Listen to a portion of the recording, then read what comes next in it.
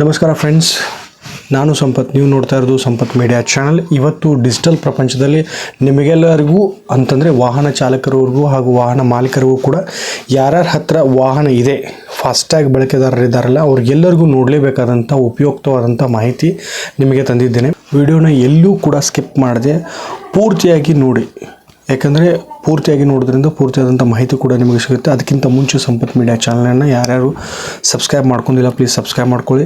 ಯಾರೆಲ್ಲ ಸಬ್ಸ್ಕ್ರೈಬ್ ಮಾಡ್ಕೊಂಡಿದ್ದಾರೆ ಅವರಿಗೆಲ್ಲರಿಗೂ ಕೂಡ ಹೃದಯಪೂರ್ವಕವಾದಂತಹ ಧನ್ಯವಾದಗಳನ್ನು ಹೇಳ್ತಾ ಮಾಹಿತಿಗಳನ್ನ ತಿಳಿಯೋಣ. ಟೋಲ್ ಪ್ಲಾಜಾ ಹತ್ತಿರ ಆಗುವ ಒಂದು ಟ್ರಾಫಿಕ್ ಜಾಮ್ ತಡೆಗಟ್ಟಲು ಕೇಂದ್ರ ಸರ್ಕಾರ ಫಾಸ್ಟ್ಯಾಗ್ ಸೌಲಭ್ಯಕ್ಕೆ ಜಾರಿಗೆ ತಂದಿದ್ದು ನಿಮಗೆಲ್ಲರಿಗೂ ಗೊತ್ತಿರುವಂಥ ವಿಚಾರ. ಇದು ಫಾಸ್ಟ್ಯಾಗ್ ಪ್ರಿಪೇರ್ಡ್ ಸೌಲಭ್ಯ ಇರುವುದು ಕೂಡ ನಿಮಗೆ ಗೊತ್ತಿರುವಂಥ ವಿಚಾರ. ಫಾಸ್ಟ್ಯಾಗ್ನ ವಾಹನದಾರರು ಮುಂದೆ ಏನಿರುತ್ತೆ ಅದನ್ನು ವಾಹನದ ಮುಂದಿನ ಒಂದು ಗ್ಲಾಸ್ಗೆ ಅಂಟಿಸಿ ನೋಂದಣಿ ಮಾಡುವುದು ಕೂಡ ಕಂಪಲ್ಸರಿ ಅಂತ ಕೂಡ ನಿಮಗೆ ಗೊತ್ತಿರುವಂಥ ವಿಚಾರ. ಇದರಿಂದ ಟೋಲ್ ಫೀಸ್ ಅಥವಾ ಟೋಲ್ ಶುಲ್ಕ ಏನಂತೇವೆ ಅವುಗಳನ್ನು ನಗದು ರಹಿತ ಒಂದು ಕ್ಯಾಶ್ಲೆಸ್ ಹಾಗೂ ತ್ವರಿತವಾದಂಥ ಪಾವತಿಗಳನ್ನು ಮಾಡಬಹುದು. ಅದು ಕೂಡ ಎಲ್ಲರಿಗೂ ಗೊತ್ತಿರುವಂಥ ವಿಚಾರ. ಫಾಸ್ಟ್ಯಾಗ್ ರೀಡ್ ಆಗುವ ಮೂಲಕ ಸ್ವಯಂಚಾಲಿತವಾದಂಥ ಫೀಸ್ನ ಕಡಿತ ಮಾಡಲಾಗುತ್ತದೆ. ಆದರೆ ಒಂದು ವೇಳೆ ಫಾಸ್ಟ್ಯಾಗ್ ಇದ್ದರೂ ಕೂಡ ಕೆಲವೊಂದು ಸಂದರ್ಭಗಳಲ್ಲಿ ಟೋಲ್ಗಳಲ್ಲಿ ಸಾಕಷ್ಟು ಆರೋಪಗಳು, ಸಮಸ್ಯೆಗಳು ಕೂಡ ನಿಮಗೆ ಕೇಳಿ ಬರ್ತಾ ಇದೆ. ಅನೇಕ ಚಾಲಕರುಗಳು ತಮ್ಮ ಫಾಸ್ಟ್ಯಾಗ್ ಬ್ಯಾಲೆನ್ಸನ್ನು ಪರಿಶೀಲನೆ ಮಾಡದೆ ಟೋಲ್ ಪ್ಲಾಜಾದಲ್ಲಿ ಪ್ರವೇಶಿಸಲು ಮುಂದಾಗುತ್ತಿದ್ದು, ಇದರಿಂದ ಹಿಂದಿನ ವಾಹನಗಳಿಗೆ ಆಗುವಂಥ ತೊಂದರೆಗಳು, ಸಂಚಾರ ವಿಳಂಬ ಆಗ್ತಾ ಇತ್ತು. ಇದನ್ನೆಲ್ಲ ಗದ್ದಲಗಳನ್ನು ಗೊತ್ತಾಗ್ತಾ ಇತ್ತು. ಇದನ್ನು NHAI ಗಂಭೀರವಾಗಿ ಪರಿಗಣಿಸಿ ವಾಹನ ಚಾಲಕರು ಹಾಗೂ ವಾಹನ ಮಾಲೀಕರಿಗೆ ಒಂದು ದೊಡ್ಡ ನಿಯಮಗಳನ್ನು ಜಾರಿಗೆ ತಂದಿದೆ. ಅಂದರೆ ಇದೇ ಫೆಬ್ರವರಿ 17ಕ್ಕೆ ಹೊಸ ಫಾಸ್ಟ್ಯಾಗ್ ನಿಯಮಗಳನ್ನು ಜಾರಿಗೆ ತಂದಿದೆ. ನೀವು ಕೂಡ ನ್ಯೂಸ್ ಚಾನಲ್ದಲ್ಲಿ ಅಥವಾ ನ್ಯೂಸ್ ಪೇಪರ್ಸ್ಗಳಲ್ಲಿ ಕೂಡ ನೋಡಿರ್ಬೋದು. ಕೆಲವೊಂದಿಷ್ಟು ಪಾಯಿಂಟ್ಸ್ಗಳನ್ನ ನಿಮ್ಗೆ ಹೇಳ್ತೇನೆ, ನೆನಪಲ್ಲಿ ಇಟ್ಕೊಳ್ಳಿ.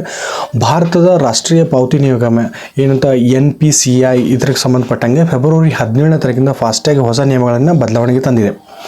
ಇದರ ಪ್ರಕಾರ ಪಾವತಿಗೆ ಗಮನ ಕೊಟ್ಟು ಇದರ ಟೋಲ್ನ ಪಾವತಿಯನ್ನು ಗಮನದಲ್ಲಿ ಇಟ್ಟುಕೊಂಡು ಸುಧಾರಣೆಯನ್ನು ಹಾಗೂ ವಂಚನೆಗಳನ್ನು ತಡೆಯಲಿಕ್ಕೆ ಮೂಲಕ ವಹಿವಾಟುಗಳನ್ನು ಒಂದು ಸುಗಮಗೊಳಿಸಲಿಕ್ಕೆ ಒಂದು ಗುರಿಯನ್ನು ಇಟ್ಟುಕೊಂಡಿದೆ. ಇಲ್ಲದೆ ಪ್ರಯಾಣ ಮಾಡುವವರಿಗೆ ಡಬಲ್ ಹಣ ಪಾವತಿಸಲು ಅನಿವಾರ್ಯವಾಗಿತ್ತು. ಹೊಸ ಫಾಸ್ಟ್ಯಾಗ್ ನಿಯಮದ ಹೊಸ ಫಾಸ್ಟ್ಯಾಗ್ ನಿಯಮ ಯಾಕಂತಂದರೆ ಇನ್ನು ಮುಂದೆ ವಾಹನ ಪ್ರಯಾಣ ಮಾಡಿಕೋರು ಸಂದರ್ಭದಲ್ಲಿ ನೀವು ಪ್ರಯಾಣ ಮಾಡೋಕ್ಕಿಂತ ಮುಂಚೆ ಸಾಕಷ್ಟು ಮೊತ್ತದ ಬ್ಯಾಲೆನ್ಸ್ ಇರುವುದನ್ನು ಗಮನಿಸಿಕೊಳ್ಳಬೇಕಾಗುತ್ತೆ. ನಿಮ್ಮ ಒಂದು ಫಾಸ್ಟ್ಯಾಗ್ದಲ್ಲಿ ಮೂಲಕ ಪ್ರಯಾಣ ಯಾವಾಗ ಮಾಡ್ತೀರಾ ಆವಾಗ ಬ್ಯಾಲೆನ್ಸ್ ಇರಲೇಬೇಕಾಗುತ್ತೆ ನಿಮ್ಮ ಫಾಸ್ಟ್ಯಾಗ್ದಲ್ಲಿ. ಒಂದು ವೇಳೆ ಫಾಸ್ಟ್ಯಾಗ್ದಲ್ಲಿ ನೀವು ಹಣ ಇಲ್ಲ ಅಂತಂದರೆ ಸಿಸ್ಟಮ್ ನಿಮಗೆ ಮುಂದೆ ಹೋಗಲಿಕ್ಕೆ ಅವಕಾಶ ಕೊಡುವುದಿಲ್ಲ. ಹೊಸ ನಿಯಮದ ಪ್ರಕಾರ ನೀವು ಟೋಲ್ದಲ್ಲಿ ಡಬಲ್ ಹಣವನ್ನು ಕಟ್ಟಬೇಕಾಗುತ್ತೆ ಯಾವಾಗ ನಿಮ್ಮಲ್ಲಿ ಬ್ಯಾಲೆನ್ಸ್ ಇಲ್ಲ ಅಂದರೆ. ಫಾರ್ ₹100 ನೀವು ಒಂದು ಟೋಲ್ ಪ್ಲಾಜಾದಲ್ಲಿ ಕಟ್ಟಬೇಕಾಗಿದ್ದರೆ ಹೈವೇ ಪ್ರಯಾಣದಲ್ಲಿ ಆರಂಭಕ್ಕಿಂತ ಮುಂಚೆ ನೀವು ಟೋಲ್ಗೆ ಬರೋಕ್ಕಿಂತ ಮುಂಚೆ ಅಲ್ಲಿ 1 ಗಂಟೆ ಮುಂಚೆ ನೀವು ರಿಚಾರ್ಜ್ ಮಾಡಲೇಬೇಕು. ಒಂದು ವೇಳೆ ನೀವು ಮಾಡೋದಿಲ್ಲದೆ ಡಬಲ್ ಅಂತಂದರೆ ₹100ಗೆ ನೀವು ₹200, ಒಂದು 100ಗೆ ₹200 ಹಣವನ್ನು ಪಾವತಿಸಬೇಕಾಗುತ್ತೆ. ಹೀಗೆ ಸ್ವಲ್ಪ ಪಾಯಿಂಟ್ಸ್ಗಳನ್ನು ಹೇಳ್ತೀನಿ, ನೆನಪಲ್ಲಿ ಇಟ್ಕೊಳ್ಳಿ. ಫಾಸ್ಟ್ಯಾಗ್ ಹಣ ಪಾವತಿಯನ್ನು ಮಾಡುವ ಸಂದರ್ಭದಲ್ಲಿ ಟೋಲ್ ಪ್ಲಾಜಾ ಹತ್ತಿರವಾಗುವವರಿಗೆ ಫಾಸ್ಟ್ಯಾಗ್ ಏನಾದರೂ ನಿಮ್ಮ ಕಾರ್ಡ್ ನಿಷ್ಕ್ರಿಯವಾಗಿದ್ದರೆ ಹಣ ಪಾವತಿ ಆಗುವುದಿಲ್ಲ. 10 ನಿಮಿಷ ಮೊದಲು ನಿಷ್ಕ್ರಿಯವಾದರೂ ಕೂಡ ಹಣ ಸಂದಾಯವಾಗುವುದಿಲ್ಲ. ನೆನಪಿಟ್ಟುಕೊಳ್ಳಿ. ಎಷ್ಟು ಸಮಯ ಅಂತಂದರೆ 60 ನಿಮಿಷಗಳವರೆಗೆ ಗ್ರೇಸ್ ಸಮಯ ನಿಮಗೆ ಕೊಡಲಾಗಿದೆ. ಅಂತಂದರೆ ಟೋಲ್ ದಾಟುವ ಮೊದಲು 1 ಗಂಟೆ ಮೊದಲು ನೀವು ಆ್ಯಕ್ಟಿವ್ ಫಾಸ್ಟ್ಯಾಗ್ ಮಾಡಿರಲೇಬೇಕು. ನಿಮ್ಮ ಫಾಸ್ಟ್ಯಾಗ್ ಬ್ಲ್ಯಾಕ್ ಲಿಸ್ಟ್ ಏನಾದರೂ ಆಗಿತ್ತಂತಂದರೆ ಫಾಸ್ಟ್ಯಾಗ್ ಟೋಲ್ ದಾಟುವ ಮುನ್ನ ಸಕ್ರಿಯವಾಗಿಲ್ಲ ಅಂತಂದರೆ 2 ಬಾರಿ ಟೋಲನ್ನು ಕಟ್ಟಬೇಕಾಗತ್ತೆ. 10 ನಿಮಿಷದ ಮೊದಲು ನೀವೇನಾದರೂ ರಿಚಾರ್ಜ್ ಮಾಡಿದರೆ 1 ಬಾರಿ ಹಣವನ್ನು ಕಟ್ಟಿ ವಾಪಸ್ಸಾಗುತ್ತೆ.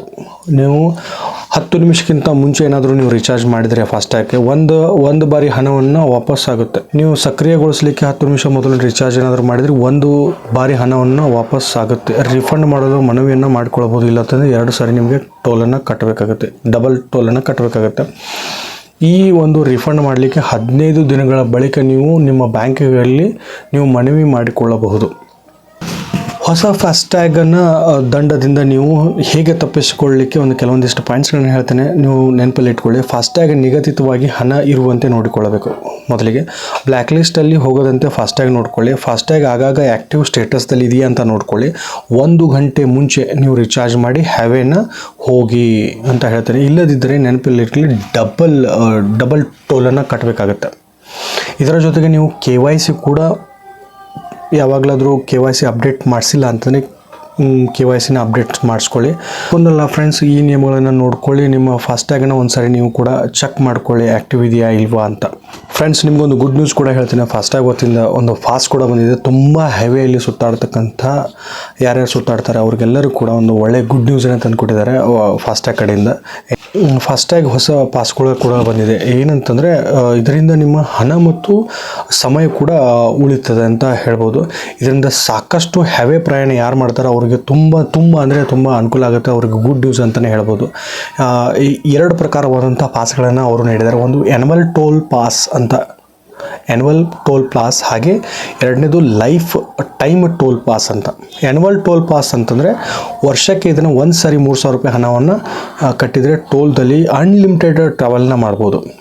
ಇದರಲ್ಲಿ ಕೂಡ ಎಲ್ಲ ಟೋಲ್ಗಳು ಬರುತ್ತೆ. ಇದರಿಂದ ಎಕ್ಸ್ಪ್ರೆಸ್ ವೇದಲ್ಲೂ ಕೂಡ ನೀವು ಇದನ್ನು ನಡೆಯುತ್ತೆ. ವರ್ಷಕ್ಕೆ ಒಂದು ಸಾರಿ 3,000 ರೂಪಾಯಿಯನ್ನು ಕಟ್ಟಿದರೆ ಆ್ಯನ್ಯುವಲ್ ಟೋಲ್ ಪಾಸ್ ಸಿಗುತ್ತೆ ನಿಮಗೆ. ಇನ್ನು ಎರಡನೇದಾಗಿ ನೋಡಬೇಕಂತಂದರೆ ಲೈಫ್ ಟೈಮ್ ಟೋಲ್ ಪಾಸ್. ಇದು 15 ವರ್ಷಕ್ಕೆ 30,000 ರೂಪಾಯಿ ಹಣನ ಕಟ್ಟಬೇಕು. ಒಂದು ಸರಿ ನೀವು 30,000 ರೂಪಾಯಿ ಕಟ್ಟಿದ್ರೆ 15 ವರ್ಷಕ್ಕೆ ಹಣ ನೀವು ಎಲ್ಲಿ ಬೇಕಾದರೂ ಸುತ್ತಾಡ್ಬೋದು. ಹ್ಯಾವೇದಲ್ಲಿ ಅನ್ಲಿಮಿಟೆಡ್ ಅಂತ ಟೋಲ್ ಇರುತ್ತೆ. ಎಕ್ಸ್ಪ್ರೆಸ್ ವೇದಲ್ಲೂ ಕೂಡ ನಡೆಯುತ್ತೆ. ಇದರಿಂದ ಕೂಡ ನೀವು ಹಣವನ್ನು ಉಳಿಸ್ಕೊಳ್ಬೋದು. ತುಂಬ ಯಾರು ಸುತ್ತಾಡ್ತಾರೆ ಅವರಿಗೆ ಯಾವುದು ಅನುಕೂಲ ಆಗುತ್ತೆ ಅನ್ನೋದನ್ನು ನೀವು ತಿಳ್ಕೊಂಡು ಅದು ಆ್ಯನ್ಯುವಲ್ ಟೋಲ್ ಪಾಸನ್ನು ತೊಗೊಳ್ಬೇಕು ಅಥವಾ ಲೈಫ್ ಟೈಮ್ ಟೋಲ್ ಪಾಸನ್ನು ತೊಗೊಳ್ಬೇಕಂತ ನೀವು ನಿರ್ಣಯವನ್ನು ಮಾಡಿಕೊಳ್ಳಿ. ಇದು ಕಮರ್ಷಿಯಲ್ ವೈಕಲ್ಯಗಳಿಗೆ ಅನ್ವಯವಾಗುವುದಿಲ್ಲ. ಇದನ್ನು ನೆನ್ಪಿಟ್ಕೊಳ್ಳಿ. ನಿಯಮಗಳೇನು 17ನೇ ತಾರೀಕು ಫೆಬ್ರವರಿಗೆ ಏನು ಬಂದಿದೆ, ಇದರ ನಿಯಮ ಪ್ರಕಾರ ನಿಮಗೆ ಇದು ಉಪಯುಕ್ತ ಆಗುತ್ತಾ ಅಥವಾ ಈ ಪಾಸ್ಗಳಿಂದ ನಿಮಗೇನಾದರೂ ಉಪಯೋಗ ಆಗುತ್ತಾ ಅನ್ನೋದನ್ನು ಕಮೆಂಟ್ ಮಾಡುವ ಮೂಲಕ ತಿಳಿಸಿ. ನಿಮಗೇನಾದರೂ ತಿಳಿತಿಲ್ಲ ಅಥವಾ ಏನಾದರೂ ಸಮಸ್ಯೆಗಳು ಉಂಟಾದರೆ ಪ್ಲೀಸ್ ಕಮೆಂಟ್ ಮಾಡಿ. ನಾನು ಬಿಡುವಿನ ಸಮಯದಲ್ಲಿ ಖಂಡಿತ ನಿಮಗೆ ಉತ್ತರನ ಕೊಡ್ತೇನೆ. ಇದಾಗಿತ್ತು ಫ್ರೆಂಡ್ಸ್, ಒಂದು ಇಂಪಾರ್ಟೆಂಟ್ ಆದಂಥ ಫಾಸ್ಟ್ಯಾಗ್ ಬಗ್ಗೆ ನಿಮಗೆ ಮಾಹಿತಿಯನ್ನು ತಂದು ಕೊಟ್ಟಿದ್ದೇನೆ. ಇನ್ನೊಂದು ಇನ್ಫಾರ್ಮೇಷನ್ ವೀಡಿಯೋದೊಂದಿಗೆ ಮತ್ತೆ ಭೇಟಿ ಆಗ್ತೇನೆ. ಅಲ್ಲಿವರೆಗೂ ಕೂಡ ನೀವು ಸಾಕಷ್ಟು ಜನ ನನ್ನ ವೀಡಿಯೋಸ್ಗಳನ್ನ ನೋಡ್ತಾ ಇದ್ದರೆ ಅದು ಸಬ್ಸ್ಕ್ರೈಬ್ ಮಾಡ್ತಾ ಇಲ್ಲ. ಪ್ಲೀಸ್ ಸಬ್ಸ್ಕ್ರೈಬ್ ಮಾಡಿ. ಅದೇ ರೀತಿಯಿಂದ ಏನಾದರೂ ತಿಳಿದಿಲ್ಲ ಅಂದರೆ ಕಮೆಂಟ್ಸ್ ಮಾಡಿ. ಸಾಕಷ್ಟು ಜನರಿಗೆ ನಾನು ಉತ್ತರನ ಕೊಡ್ತಾ ಇದ್ದೀನಿ. ನೀವು ಕೂಡ ಕಮೆಂಟ್ಸ್ ಮಾಡಿ. ನಿಮ್ಮ ಕಮೆಂಟ್ಸ್ಗೆ ನಾನು ಉತ್ತರ ಕೊಡ್ತೇನೆ ಅಂತ ಹೇಳ್ತಾ ಮುಂದಿನ ವೀಡಿಯೋದಲ್ಲಿ ಮತ್ತೆ ಭೇಟಿ ಆಗ್ತೀನಿ. ಅಲ್ಲಿವರೆಗೂ ನಮಸ್ಕಾರ.